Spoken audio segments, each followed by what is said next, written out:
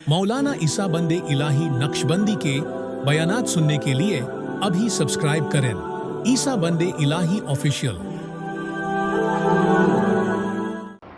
हमारे दिल में ईमान वालों की मोहब्बत ही नहीं है। जब ईमान वालों की मोहब्बत नहीं तो किसी को तकलीफ पहुंचती है तो हमारे दिल में दर्द ही नहीं होता। दर्द तो उसी को होता है ना जिसके दिल में तकलीफ हो, जिसके दिल में मोहब्बत हो।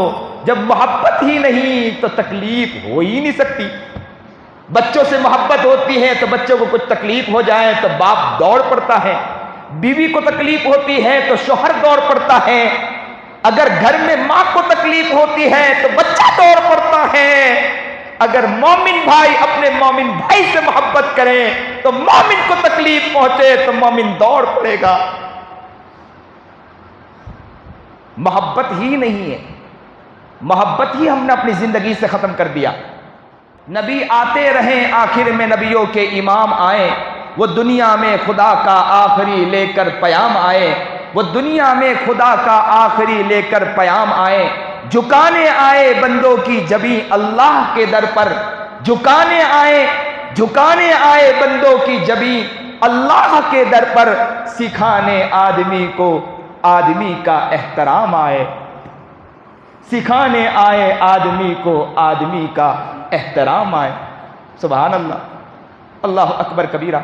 नबी अलैहिस्सलातु वस्सलाम यही सिखाने आए ना, अपनी जबी को झुकाना भी सिखाया और साथ में यह भी सिखाया कि आदमी का एहतराम कैसे करना चाहिए, यह भी अपनी जिंदगी में लाना चाहिए।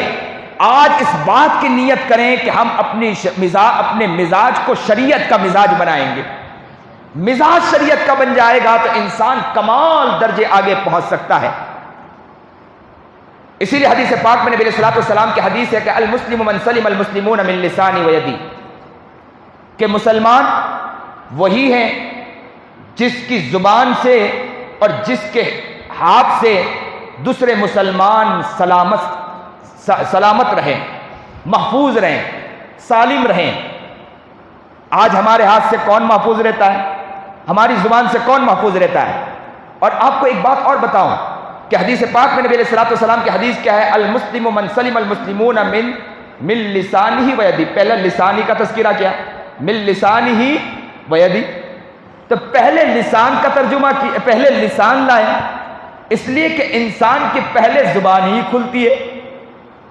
अगर हाथ उठाएं तो सामने वाला भी हाथ उठाकर तमाचा लगा देगा, वो आपको थोड़ी छोड़ेगा।